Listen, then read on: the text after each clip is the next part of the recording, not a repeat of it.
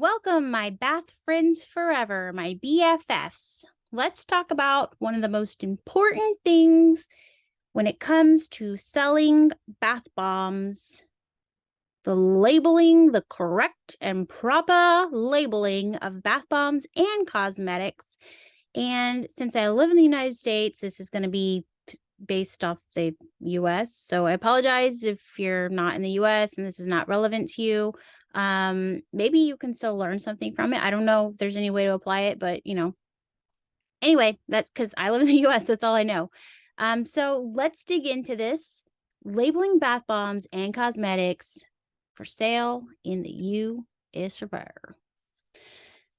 So when we talk about cosmetics, the first thing we need to determine is what we are making. Is it a soap, a cosmetic, or a drug?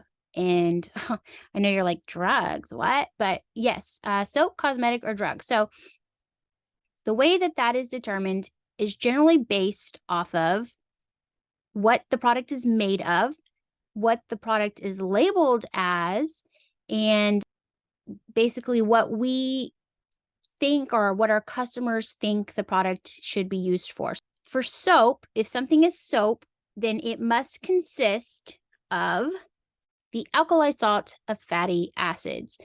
For example, the traditional composition of soap, so cold process soap, hot process soap, where you have fats and oils and you mix an alkali base like lye water and you create soap, and it doesn't have surfactants or synthetic detergents or anything like that. That is going to be soap. In that case, the product also has to be labeled as soap, and the label statement can only refer to cleansing. So this soap, you can only say it gets you clean. You can't say that it is moisturizing or anything like that. So if your product can do all three of those things, then it is soap. If not, it could be a cosmetic. So let's see about cosmetics. What is a cosmetic? A cosmetic is a product, except soap, intended to be applied to the human body for cleansing, beautifying, promoting attractiveness, or altering the appearance. In this instance, you could have soap, but if you say that the soap is going to make you prettier, or even say it's going to make you smell better, then that is possibly a cosmetic. Could be. Let's see. We'll keep digging into this and see. The next category that we would come across would be a drug. So what is a drug? What is a drug? If the product is intended to treat or prevent disease, such as by killing germs or treating skin conditions such as acne or eczema, it is a drug. Now, I'm talking about the definitions given to you by the US government, and 90% of this presentation can be found on the FDA website, almost word for word.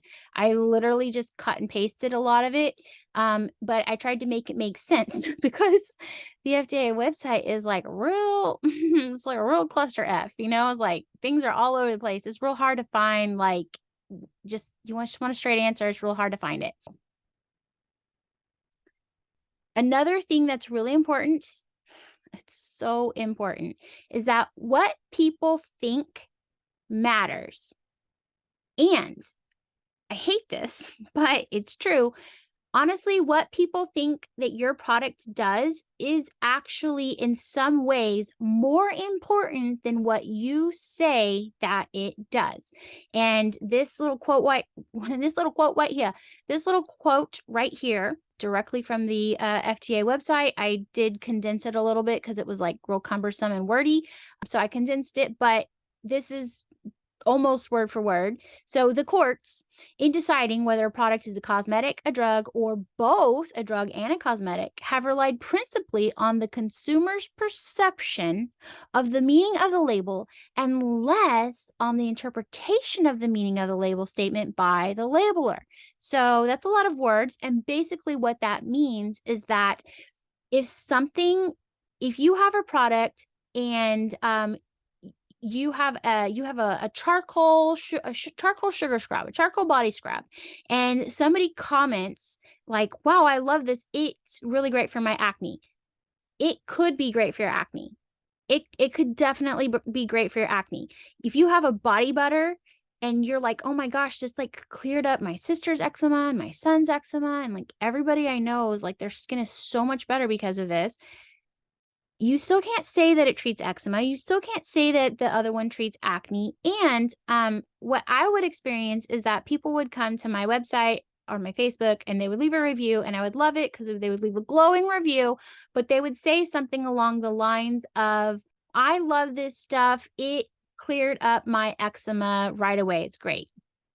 And I would always make a point to respond, wow, that's awesome. I'm so glad that it helped your skin feel softer. However, this product is not in any way intended to treat eczema. So I wanted to make it very clear so that there was no gray area. Like, this is not intended to treat that. So, because I didn't want somebody else to go on there and read a review and be like, oh, well, it treats eczema. Like, I want to make sure that as often as I can, I'm reiterating that this is not treating a disease. So, you know, what people think your product does really does matter. So, because of these kind of weird guidelines, soap can be a cosmetic.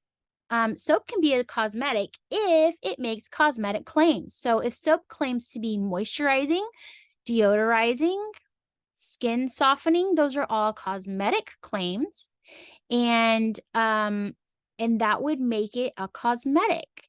And it's still soap. Like, it's still, at the end of the day, it's still a bar of soap, right?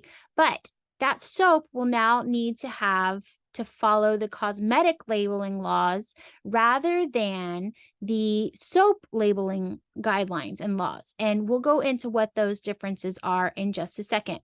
Another thing that can be a cosmetic that we might think is soap are synthetic detergent products are also cosmetics, even if they use the name soap. So, for example, whipped soap, melt and pour soap. Those are based off of synthetic detergents. And so those are not true soap. So you can call it a soap if you want to. You can say this is whipped soap, but actually that is not a soap. It's a cosmetic, so it needs to follow cosmetic labeling laws. Okay. Cosmetics, to make this even more fun, soap can be a cosmetic and cosmetics can be drugs. So that means that your soap could be a drug. I know that we're cosmetic makers, we're bath bomb makers, but I actually started as a soap maker. So this is an interesting thing that you see where it's like, don't claim it. Look, here's the deal. You don't want your product to be in the drug category. Not at all. You don't want it to be in the drug category. But if your cosmetic claims to do these things, then it might be in the drug category. So if it claims to cure, mitigate, treat, or prevent any disease, or if it says that it is intended to affect the structure or function of the body, then it is, by the FDA's standards, it is a drug. And you don't want that to happen. There are all kinds of guidelines that you have to follow. If it's a drug, you have to go through testings. You have to go through multiple trial stages. It is very expensive. It's not something that you want to do, and nor is it necessary. It's not necessary. So if it says that it's going to cure your acne or treat your acne or reduce, treat your rosacea, treat your psoriasis, treat your stuffy nose, those are all things that are those are drug claims. So these are just things that, you know, I know sometimes it comes down to like wordplay, but it really is important that you're making sure that there is a clear distinction between whether your product is curing or treating a disease in any way, and whether it's just making you smell better, making your skin feel softer, reducing the appearance of wrinkles or fine lines. That's all fine. Okay. Any of those things are fine. It's just, it is what it is. Just don't do it. Just don't think it's worth it. The reason that this matters as to whether you have a soap, a cosmetic, or a drug on your hands is because the regulating body is going to be different. So who regulates what? If your product meets the definition of soap, it's regulated by the Consumer Product Safety Commission, the CPSC. And so the guidelines for labeling your soap would be found on the CPSC's website. If, however, your product meets the definition of cosmetic, then it's regulated by the Food and Drug Administration, the FDA. And if your product meets the definition of a drug, then it's also regulated by the Food and Drug Administration, the FDA. So we don't want to make it a drug, but if it's a cosmetic, we would go to the FDA when we're looking for our labeling guidelines. So the FDA cosmetic labeling requirements are going to come as a twofold beast, as a two-headed beast, okay? You're going to have your principal display panel. So that is the label that you see when you pick up your shampoo bottle. That is the label on the front. That is your principal display panel. It is your main label on your product. So your principal display panel, your main panel, has to have this information. It has to have the name of the product identity, the net contents, and your 740.10 warning. That has to be on your principal display panel. However, this information also has to be on your label somewhere. Now, it doesn't have to be on the principal display panel. So if you're using if you're using a front label and you have a back label, then the principal display panel, the front label, is going to have the PDP information. And then this stuff, the additional stuff, you can put on the back if you want to. If, however, you have like a cigar band and it's just one label that goes all the way around, then all of this stuff needs to be somewhere on the label. So kind of regardless, this all has to be on the label, but it's just kind of, if you have two labels and maybe your front label is a little bit smaller, you don't have quite as much room for like directions and all that stuff, you can put that on the PDP and have your additional directions on the back.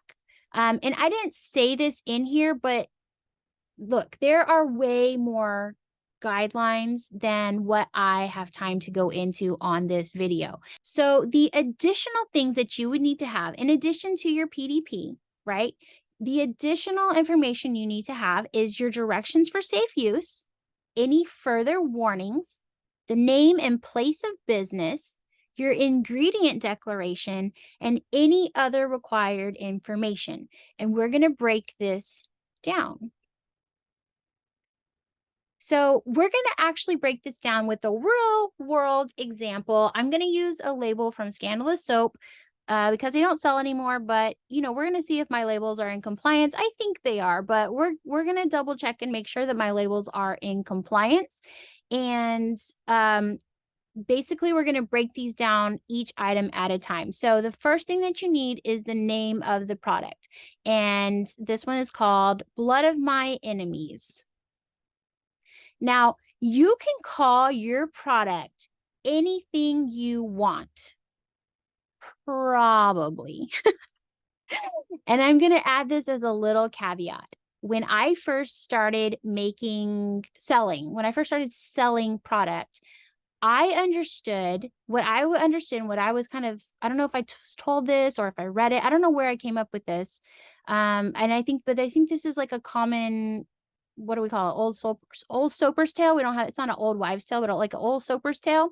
That you couldn't call your product, for example, if my product was a black raspberry vanilla lotion, I couldn't call it black raspberry vanilla, like just call it that, because that might imply that the entire jar is just a jar of black raspberry vanilla. And I know that that sounds wacky. However, if you've done any markets for any length of time, you know that there is always that one weirdo who walks up to your table and takes a bite of your stuff. And I don't know why this happens, but this is like a universal maker experience. I've had candle makers tell me it's happened. I've had beeswax people tell me that like somebody took a bite of like their beeswax candles. I don't understand.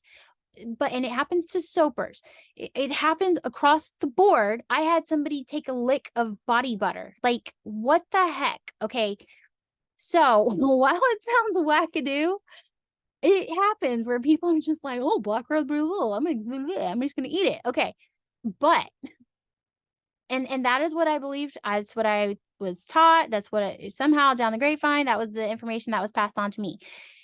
While scouring the FDA's website, I literally spent like an hour looking for this information because I couldn't find anything anywhere that says this. So if you're listening to this and you know exactly what section it's in of the code, then feel free to like drop a comment and let me know, but I couldn't find where it said this anymore.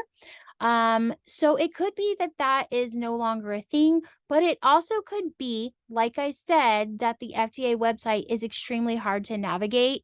You have multiple places where you have to look for things. And even this little, like, hold on, all this principal display panel, and then this list, and then additionally, and all this list, this is, I cut and paste this and put it directly into here from the FDA website. And yet on the website, you can't just go like, it doesn't say name a product and then gives you all of our information about it, and then product identity, and then how to do that, and then net contents and how to do that. It doesn't, it like jumps all around the place. And so it's so hard to find things. And so it could have been in there and I just missed it. But right now, I don't think that it matters. I would say though, come up with some interesting, fun names for your products. Like, yeah, you could call it black raspberry vanilla, but find something fun to call it. You can call it anything. Okay, so then the next part of our PDP is the product identity. And like I said, there's more information than I could possibly share in just this little slideshow. But I will say that the product identity and the weight are supposed to both be in the lower third of the label, and they need to be a conspicuous size and in a font that is easy to read. So this one is in the lower third. It's in a font that we can read and it's conspicuous. I can see that it's a bath bomb. So your product identity, it needs to be right there where you can see it. This is a bath bomb.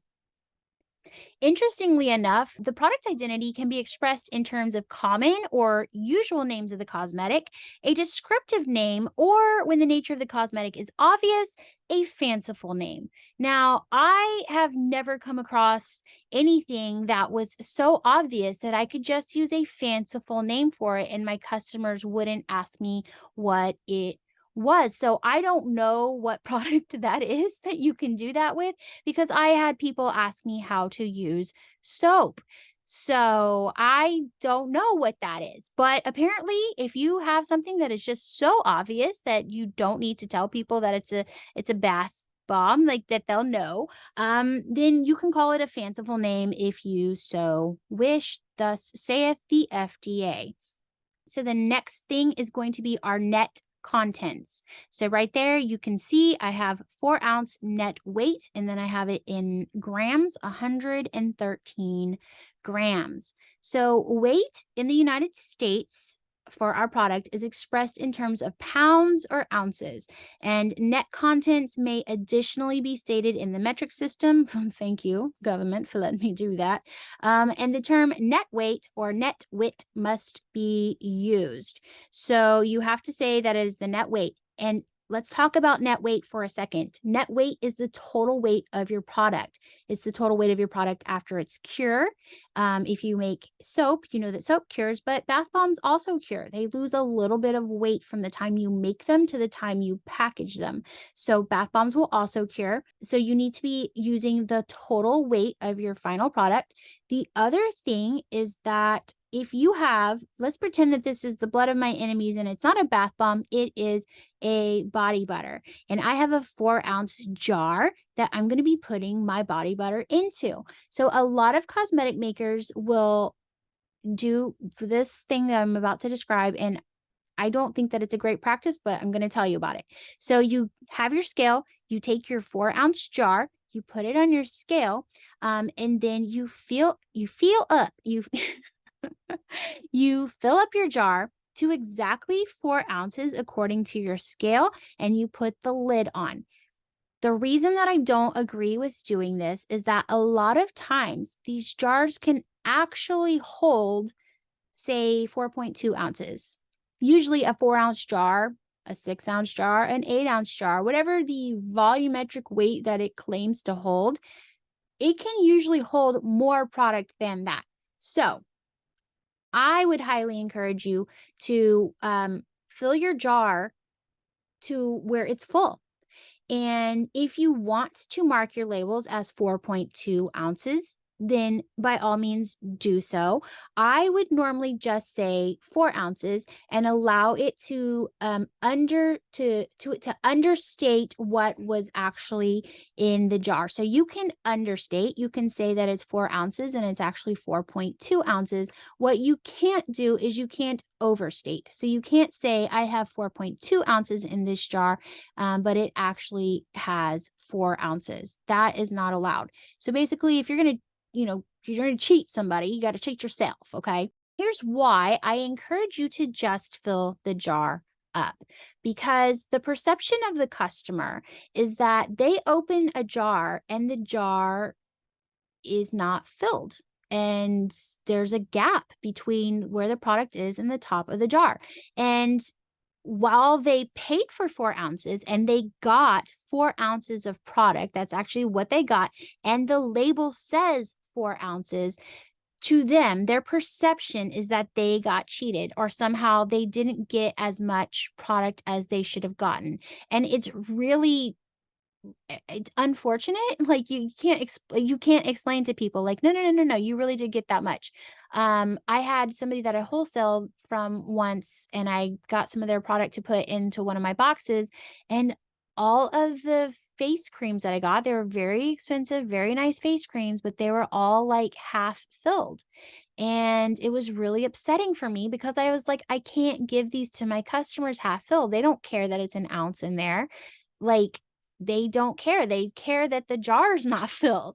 So really, I encourage you to make sure that you are filling that product up if you can. So anyway, that's my little soapbox for that. And then final thing that has to be on your principal display panel is your 740.10 warning. So your 740.10 warning says, warning, the safety of this product has not been tested. This for adult use only is a different warning. So this is the 740.10 warning. The safety of this product has not been tested. A cosmetic is considered misbranded if its safety has not adequately been substantiated and it does not bear the 740.10 statement on the PDP. Now, if you don't want to put the safety of this product has not been tested, you can go to the FDA website and look up the 740.10 warning and figure out what you need to do to get that warning removed. But it's not as simple as saying, like, I've used it 1,000 times and nothing bad has ever happened to me, and none of the ingredients in it are bad, so nothing bad is going to happen to my customers. It's not as simple as that, and it's going to require a lot of testing. You're going to have to submit a lot of stuff. So it's not simple. It's not easy. If you would like to be able to remove that warning, then by all means, go ahead and submit your products to get that done. Otherwise, just include this little safety statement. And basically, it's not saying that the product's not safe. It's just saying you haven't sent it to a lab to be tested. Okay, so this is additional information that needs to be on the packaging of the product somewhere, but doesn't necessarily have to be on the PDP. So because this is a cigar band and it's all one label, it has to be on this label. If we did separate labels, we could put it on the back panel, for example. Directions for safe use. Now, the FDA was pretty vague about this. I mean, they didn't really define like what those directions should entail or what safe use, what constitutes safe use in their eyes. So they were pretty vague about it. So use your best judgment. Mine says Place bath bomb in tub of warm water. Place self in tub. Start a scandal. I don't know. Are those directions for safe use? Possibly. It depends on what kind of scandal we start. But I mean, maybe it should say be careful to get out of the tub. I don't know. I don't know what that entails because they don't specifically say. So, if mine's mislabeled or if you know what better directions are to put, leave a comment. You can let us know. But as far as I could find, the FDA seemed pretty vague about that. Further warnings. So this further warning that's included on this one says for adult use only. The reason that we have to say this is for adult use only is that this is a foaming detergent bath product. And a foaming detergent bath product, they have very specific set of rules in the FDA's guide. So if you want to know more about that, I would just Google foaming detergent bath product FDA and it will pop up for you and you can look more into it if you want to. But a foaming detergent bath product is, for the purpose of this regulation, defined as any product intended to be added to a bath for the purpose of producing foam that contains a surface active agent serving as a detergent or foaming ingredient. So something that we're putting in the bath, it's going to produce foam. It contains a surfactant that serves as a detergent or a foaming ingredient. I would say, maybe if you don't include SLSA or something like that, you wouldn't have to use to put this. I would just say put it. Like, it's better to be safe than sorry. The reason is that a foaming detergent bath product is going to have more regulations, particularly when it comes to children and whether or not children are able to use this product safely. So if it is intended for a child to use it, it must say, caution, use only as, it has to say this. This is intense. Caution, use only as directed. Excessive use or prolonged exposure may cause irritation to skin and urinary tract. Discontinue use if rash, redness, or itching occurs. Consult your physician if irritation persists. Keep out of reach of children. If you're making bath bombs and they are for children, you have to say this. You have to say this.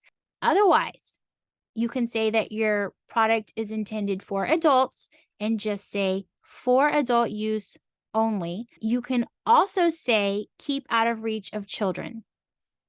If you are at all concerned about this, say you're like, oh no, I do sell bath stuff and it is intended for children. You can go, like I said, go to the FDA website, look up the foaming detergent bath product regulations and look at that and see where you fall on that. I personally just always say it's for adult use only and then let people, if they want to use it for their kid, they can use it for their kid. Or you could say keep out of reach of children, which basically implies that a kid could use it. They're just not supposed to be like handling it all the time or doing it themselves. I believe that there is another one that's like you could say with adult supervision or something like that. I'm not gonna, bet money on that or anything. I just know for sure for adult use only and keep out of reach of children.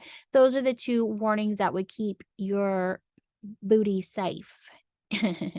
Okay. Next is name and place of business. So interestingly enough, the name of your company does not have to be on the principal display panel. It can be anywhere on the packaging. So I thought that was kind of interesting little twist right there.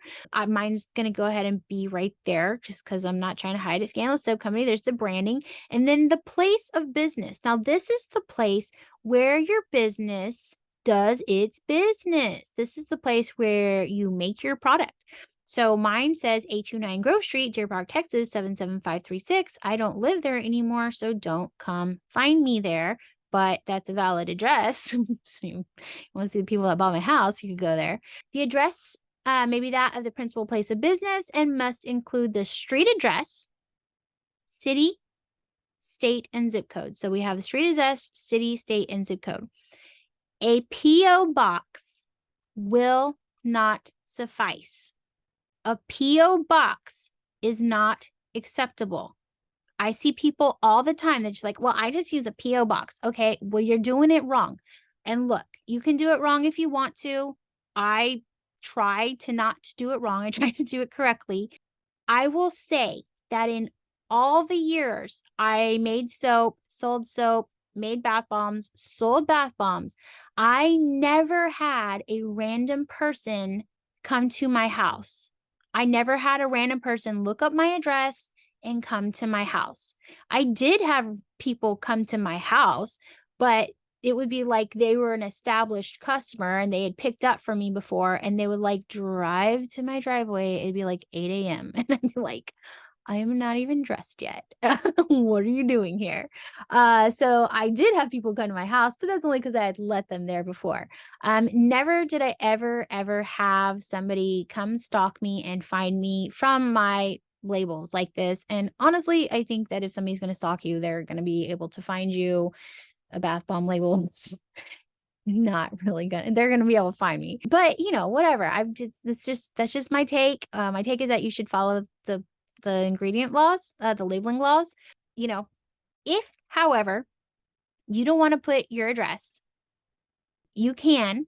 Instead, the street address may be omitted if the business is listed in a current city or telephone directory. So I don't know how much it costs, but you can call Yellow Pages and you can put your business and list your business in the Yellow Pages, and then you can work around having to have your address on your labels. So if that makes you uncomfortable, do that, but do not put a P.O. box. That is not correct labeling practices, and I'm not going to advocate for it. So just do it right. Just put your label, and if you don't, put your address. If you don't want to put your address, then get yourself in a phone book, okay? That's how we're going to do it.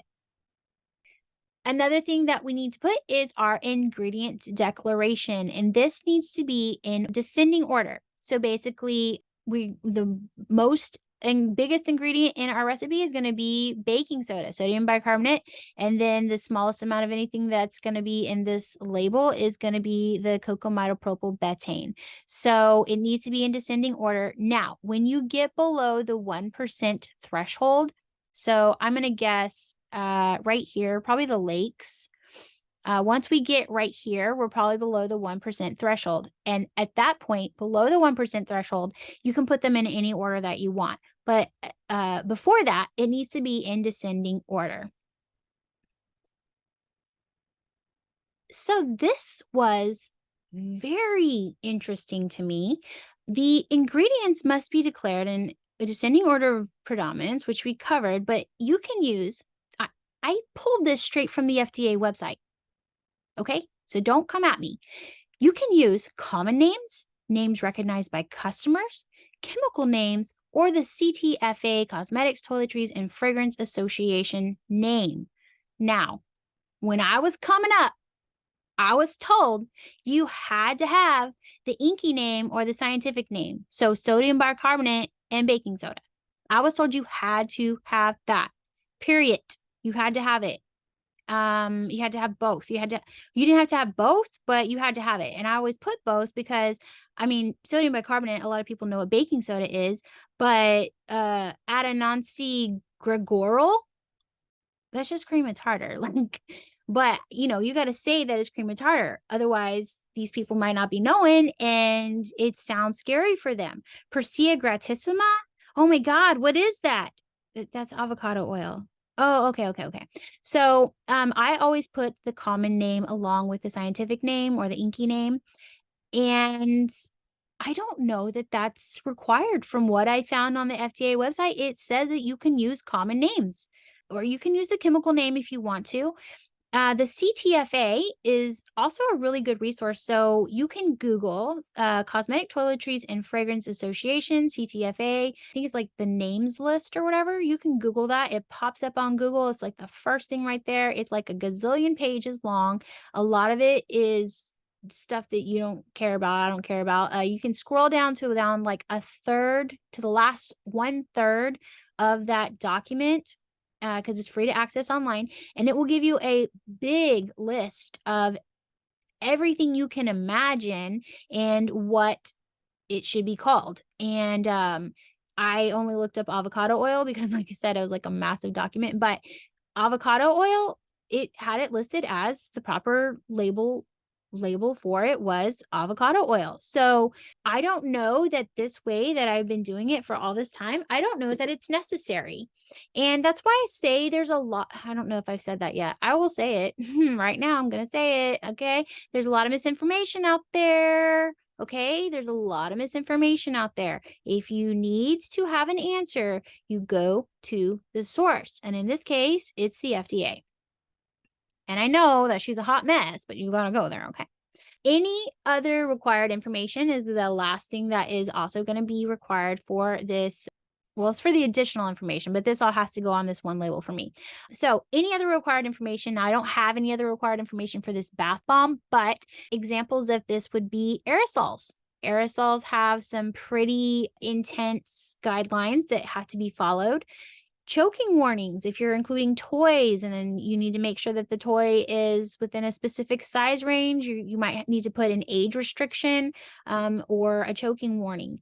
Candles are cosmetics, and they have also some pretty stringent guidelines for their labeling. So candles might need to have, some specific things that need to be put on there. And then lastly, and this one is probably very relevant to cosmetic bath bomb and sugar scrub makers, whatever, multi-component packages. So that's where you have a bath bomb, a sugar scrub, and a body butter. They're all in one package. And the inner label, the label that you put on your product, is going to have certain specifications. And then the labels that go on the outside of the box are also going to have specific guidelines that you need to follow. So if you are doing any of those things, then you definitely need to check into that on the FDA website. It's more than I can go into on this little presentation, but just know that sometimes there is required information. Okay, I know.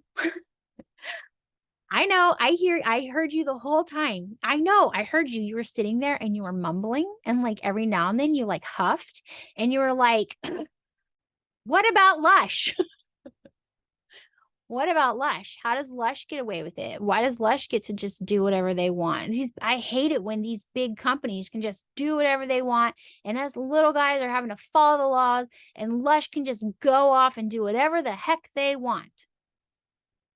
Right? I mean, you were thinking that, or maybe you weren't thinking that, but now you are thinking that. Anyway, it doesn't matter. Are there exceptions, or like, how does Lush get around it? Yeah, baby, there are exceptions. Oh my God, what? Yes, it's called off-package ingredients labeling. Shazam, off-package ingredients labeling might be an option for you if you meet the next 3 criteria that I'm going to outline for you. And I'm just going to tell you, I don't. First, the product is not enclosed in an outer container. So that's it. That's where I'm done. I just I leave it off right there. Okay, that's where I'm done. The product is not enclosed in an outer container. That means it can't be in a box. It can't be in a clear box. It can't be wrapped in tissue paper. It can't be wrapped in a coffee filter. It can't be wrapped in anything. It can be wrapped in a piece of cloth that you got from some really cool, like, chick who dyes her own things with natural colorants. Like, doesn't matter what it is, it cannot be wrapped in anything. It's not enclosed in an outer container. I cannot manage to do that. Where I live, it is way too humid. I will never, ever, ever get away with doing that. Anyway, that's not going to work for me. I can't do that. I have to have my bath bomb in shrink wrap or something like that. And honestly, even if I lived somewhere really dry and I could get away with it, I still wouldn't do it, because sending my product, even though, say I live somewhere really dry and I sent it out to somebody, I don't know what the humidity is where it's going, and I don't want it to get there and be just a big pile of dust, or be crumbly, or have activated in RAW, or any of those things. So to me, I'm always going to shrink wrap my bath bombs. Even if I lived in the desert, I would still do that. So that's just me. So I don't qualify for this, but we'll keep going just in case. We'll pretend that you might. The total package surface area is less than 12 inches. So this is referring to, I believe, I'm not 100% sure, because this is not my jam, but I'm inferring that this is referring to there needs to be, so to get this off package ingredients labeling, you need to have your product on a table, and it's got to be in a basket, and it can't be in any other container. And then you have to have like a little stand that has a placard or something outside that's going to have like a list of what your ingredients are. And that cannot be, that area has to be less than 12 inches. That's what I believe. That's what I take from it. It's not my thing though, so I could be wrong. I could be interpreting that wrong. And then finally, the products are held for sale in tightly compartmented trays or racks. So like I said, you go to Lush, they have them all in their big tubs, and they're all together. You're not going to mismatch one for the other. So that's basically saying, like, you can't just have them like laying around all over the place. They need to be contained. So somebody could very clearly say, okay, that is the blood of my enemy's bath bomb, and it's in that basket, and it's with that label, and I can see what's in it. So say you were going to delve into off-package ingredients labeling, and that's what your thing is, you have to follow these requirements, and I'm just going to skim through them because I literally don't care. It's like, I just don't. Anyway, okay. So it must bear the following statement visible after the ingredients list has been taken. Federal law requires ingredient list to be displayed here. Now, I'm trying to think, but when I went to Lush, I'm gonna go back and look at that video. I don't know if it said that. I don't know if it said that. Okay. The padded sheets. I don't know what the heck what is a padded sheet? I don't know. The whole time for days I've been trying to figure this out. Anyway, the padded sheets or leaflets must be attached to the display unit and be fully visible on the front. Leaflets must bear declaration of all products sold with display unit or chart and must be identical. Leaflets and displays must be shipped together. Like, you're looking at like retail kind of situations here. They're not like thinking about me and you. Okay. They're looking at retail. Leaflets must be sufficient in number and replaced with refills with replacement instructions to retailer. Basically, you have to have enough. You can't run out. Label firm must send a copy of ingredient declaration to requesting person. So if anybody says, hey, what's in that? You have to send it to them and let them know. And in case of formulation change, leaflet must declare both formulations. So that's how they do that. If you want to delve into that, then be my guest. I would say just start doing things the right way. Okay. If you're just starting out, then just start doing them the right way. If you're not just starting out and you've been doing it a while and you're like, oh crap, I'm not doing it the right way, then that's okay. Just start doing it the right way. It's easier to start labeling correctly from the get-go rather than having to go back and correct labels later on, which I've had to do that. And it sucks to have to do that because there's always something that you missed on a label. It's like, dang it, you think you get everything and then there's always something. But, just try to do it as best as you can to follow the guidelines. And then always refer to the FDA website. Please. There's a book. I'm not going to say it. You probably know what it is. Okay. There's a book that's out there about cosmetic labeling laws, and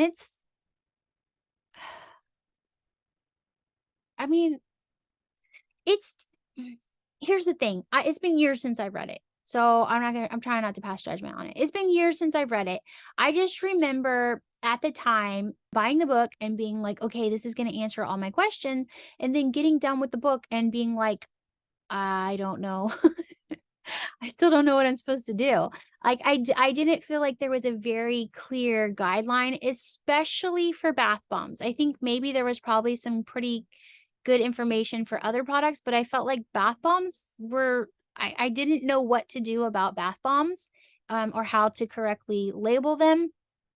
So I just wanted to, make this video because number one, this is extremely up to date. Everything from this is directly from the FDA website as of November 2022. So literally 90% of what was on these slides came from the FDA website. I just copied and pasted it, and I did the digging for you and the searching and the scrounging and the putting it all together because it is very much a scavenger hunt. And I'm not going to say that it's easy to navigate the FDA website. I'm not going to be like that person who's like, it's so easy, just go ask the FDA. Like, it's not easy. I understand that. But what I'm saying is, if you ever have questions, just keep digging and look for the answer from the FDA. Everybody on Facebook is everybody online is an expert. You know what I'm saying? Everybody's an expert.